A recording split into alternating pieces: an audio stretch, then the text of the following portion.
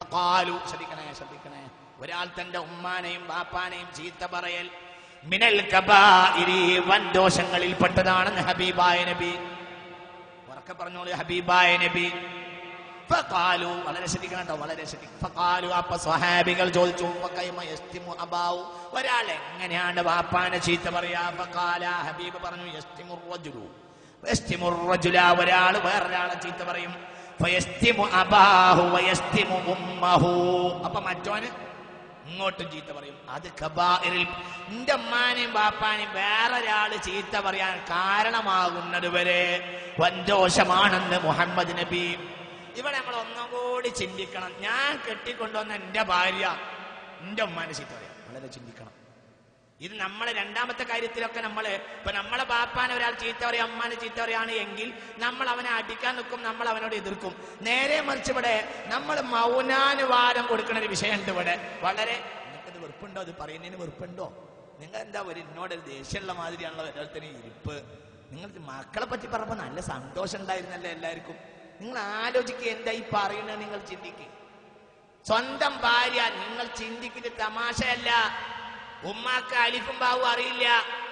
ഭാര്യയാകട്ടെ world ഹിസ്റ്ററിയിൽ PhD പാസ്സായവളാ, അല്ലെങ്കിൽ MA ബിരുദകാരിണിയാ, അവൾ ഉഷാറാ, അവൾ വാപ്പ കോർപ്പറേഷനിലെ വലിയ അവർകളാണ്, അല്ലെങ്കിൽ പഞ്ചായത്തിലെ എന്നാലിന് അവർകളാണ്, അല്ലെങ്കിൽ ഷാർജയിലെ കച്ചവടാണ്, അവളെ പെറുപ്പിച്ചാൽ വലിയ നഷ്ടം വരുന്നതാണ്. ഉമ്മാനെ കൊണ്ട് ഒരു പവർലുവ വാച്ചിന്റെ ഒരു തൽക്കാലം ഒരു മൊട്ട് സൂചിന്റെ ഉപയോഗം പോലും ഉമ്മാനെ കൊണ്ടില്ല. പഴയ കാലത്തിന്റെ ആന്റി സാന്റോസ് എന്ന വാച്ച്, ആ വാച്ച് നാശായി പോയാലും ചില ഉപയോഗമൊക്കെ ഉണ്ട്. അതിന്റെ ഒരു പാർട്സ് എടുത്തിട്ട് നമ്മളെ പുതിയ വാച്ചിന് മാറ്റിയിട്ടാൽ നടക്കും. ഈ ഉപയോഗം പോലും ഉമ്മാനെ കൊണ്ട് വാപ്പാനെ കൊണ്ട് നമ്മൾ കാണില്ല. അതിന്റെ പാർട്സ് വരെ മാറ്റി വെക്കാൻ പറ്റൂല, കാരണം ഉള്ള പാർട്സ് വരെ നാശായിട്ടുണ്ട്. അപ്പൊ ഒരു ആന്റി സാന്റോസ് വാച്ചിന്റെ ഉപയോഗം പോലും ഉമ്മാക്കില്ലാത്തതുകൊണ്ട് നിങ്ങളെ ഭാര്യ അങ്ങനെയല്ല, ഉള്ള നേട്ടം മുഴുവനും അവരാ. നിങ്ങളിത് ചിന്തിക്കണം. ഉമ്മാനെയും ബാപ്പാനെയും നഴ്സറിയിലാക്കുന്നതിൽ അഭിമാനിക്കുന്നവരല്ലേ മനുഷ്യന്മാരെ ആധുനിക സമൂഹം. എന്താ അഭിമാനിക്കാനാണുള്ളത് നിങ്ങൾക്ക്? എന്താ ഇന്നത്തെ ആധുനിക സൊസൈറ്റിക്ക് എന്തേ നിങ്ങൾ നേടിയത്? നിങ്ങൾ എന്തേ ഇവിടെ നേടിയത്? നിങ്ങൾ ഈ ആധുനിക വ്യവസ്ഥയും ആധുനിക ഭരണകൂടങ്ങളും നിരുത്തരവാദികളായ മക്കളെ സൃഷ്ടിച്ചു എന്നല്ലാതെ എന്താ ഇവിടെ നേടിയത്? നിങ്ങൾക്കത് നേടാൻ കഴിയില്ല. ഇന്ത്യ രാജ്യത്തെ ഒരു ഭരണകൂടത്തിനും ഈ പറയുന്നതിന് പകരം പറയാൻ കഴിയില്ല. കാരണം നിങ്ങളുടെ വിദ്യാഭ്യാസ സംസ്കാരം ഇതിനെതിരാണ്. നിങ്ങളുടെ കയ്യിൽ അതിന് ഉപോത്ബലകമായ ബാപ്പയെ ബാപ്പയാണെന്ന് പഠിപ്പിക്കുന്ന, ഉമ്മയെ ഉമ്മയാണെന്ന് പഠിപ്പിക്കുന്ന ഒരു വിദ്യാഭ്യാസ സംസ്കാരം നിങ്ങളുടെ കയ്യിലില്ല. അത് ചാണ്ടിയുടെ സർക്കാരാണെങ്കിലും വേണ്ടില്ല, അതിന് മുമ്പുള്ളവരെ സർക്കാരാണെങ്കിലും വേണ്ടില്ല. ഞാൻ കേവലം ഒരു പൊളിറ്റിക്സ് പറയുകയല്ല, അല്ലെങ്കിൽ ഡൽഹിയിലെ ഇന്ദ്രപ്രസ്ഥത്തിൽ അധികാരത്തിലിരിക്കുന്ന വലിയ ആളുടെ സർക്കാരാണെങ്കിലും വേണ്ടില്ല.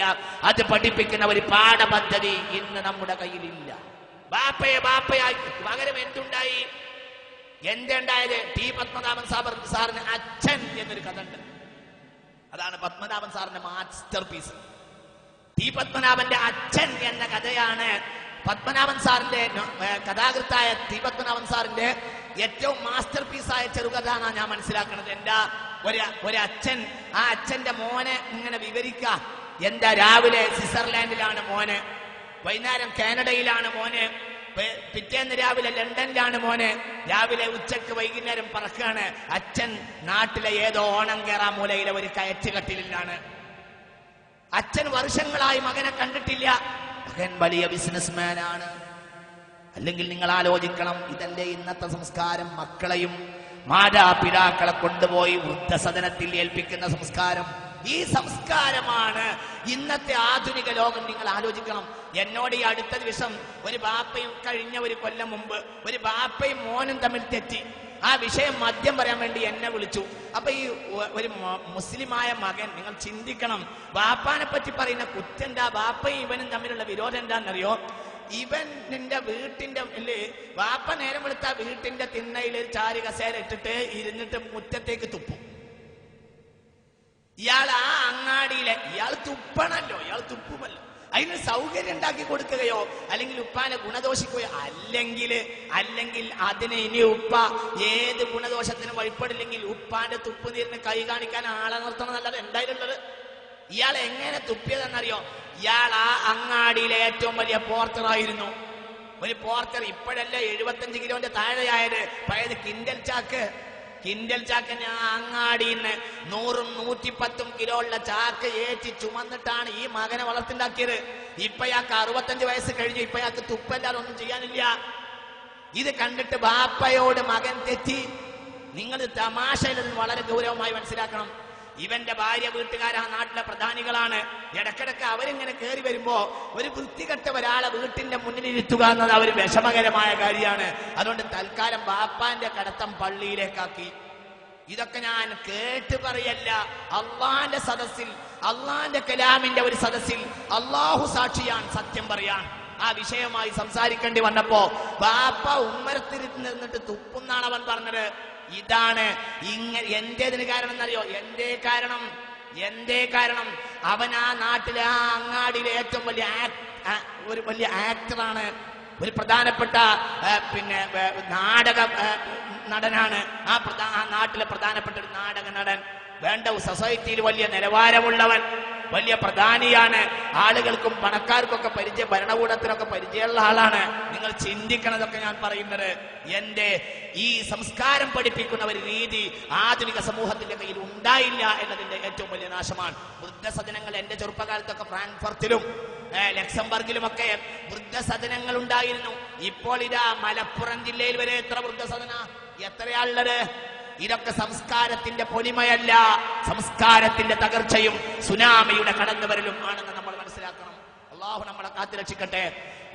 ഈ വൃദ്ധസദനങ്ങളൊക്കെ നമ്മുടെ നെഞ്ചത്താണ് കെട്ടിപ്പൊക്കിയിട്ടുള്ളത് എന്ന് ആധുനിക മുസ്ലിമീങ്ങൾ മനസ്സിലാക്കേണ്ടത്. മുസ്ലിമീങ്ങൾ ഒരു വൃദ്ധസദനത്തിന് ദാറുസ്സലാം എന്നാ പേര്.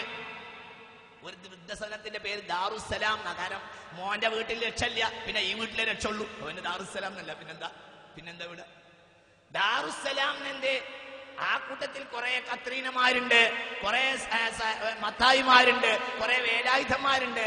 ആ കൂട്ടത്തിൽ ഇവന്റെ വാപ്പയുണ്ട്. മുസ്ലിമീങ്ങൾ അധിവസിക്കുന്ന ഒരു പ്രദേശത്തെ ഒരു വൃദ്ധസദനത്തിന് വെണ്ടക്ക പേരിൽ വെച്ചു ദാറുസ്സലാം വൃദ്ധസദനം. ആരാ അവിടെ ഉള്ളത്? മാന്യന്മാരായി നടക്കുന്ന പല ആളുകളുടെയും ബാപ്പമാരുടെ കുഴിമാടത്തിന്റെ മുകളിൽ കുരിശ് നാട്ടിയത് കേരളത്തിൽ എനിക്കറിയാം. ഞാൻ വെറുതെ വിടുകയല്ല, റഹ്മത്തുള്ള വെറുതെ വിടുകയല്ല. ഞാൻ നിങ്ങൾക്ക് ഫാത്തിമ എന്നതിന്റെ പേരിൽ കുരിശ് നാട്ടിയ ഫാത്തിമമാരുടെ ഖബറുകൾ എനിക്കറിയാം. കുരിശ് നാട്ടിയ മുഹമ്മദിന്റെ ഖബറുകൾ എനിക്കറിയാം. അല്ലാഹു സാക്ഷിയാണ്, എനിക്കറിയാം. കുരിശ് ഖബറിന്റെ മുകളിൽ കുരിശ് നാട്ടിയ ഫാത്തിമമാരുടെയും മുഹമ്മദിന്റെയും ഖബറുകൾ എനിക്കറിയാം. ഇത് ഞാൻ നിങ്ങളുടെ മേളക്കൊഴുപ്പിന് വേണ്ടി പറയുകയല്ല. എനിക്കറിയാം. ഇവർക്കൊരു പ്രായം കഴിഞ്ഞപ്പോ വീട്ടിൽ നിന്ന് പുറത്തുതള്ളേണ്ടി വന്നു. ക്രിസ്തീയ പാതിരിമാർ അവരെ കൊണ്ടുപോയി അഭയഭവനുകളിലാക്കി.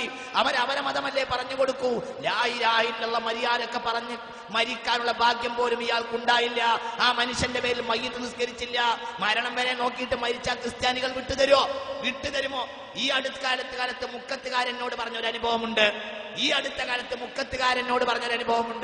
ഒരു വൃദ്ധനായ ഒരാളെ ബസ് സ്റ്റോപ്പിൽ വെച്ചൊരു മുസ്ലിമായ ആളെ ലഭിച്ചപ്പോ ക്രിസ്തീയ പാതിരിമാര് വന്ന് ഏറ്റെടുക്കാൻ മെനക്കെട്ടപ്പോ മുസ്ലിമീങ്ങളോട് പറഞ്ഞു അത്രേ, നിങ്ങൾ വേണമെങ്കിൽ ഇപ്പൊ തന്നെ കൊണ്ടുപോയിക്കോളൂ, മരിച്ചു കഴിഞ്ഞ് അങ്ങോട്ട് വരരുത്, മരിച്ചാ പിന്നെ ഞങ്ങളെ സെമിത്തേരിയിൽ ഞങ്ങൾ അടയാളത്തോടുകൂടെ മറവ് ചെയ്യുമെന്ന് ക്രിസ്ത്യാനികൾ പറഞ്ഞു എന്നൊരു അനുഭവം മുക്കത്തുകാരനോട് പറഞ്ഞു. 2 മുക്കത്തുകാര്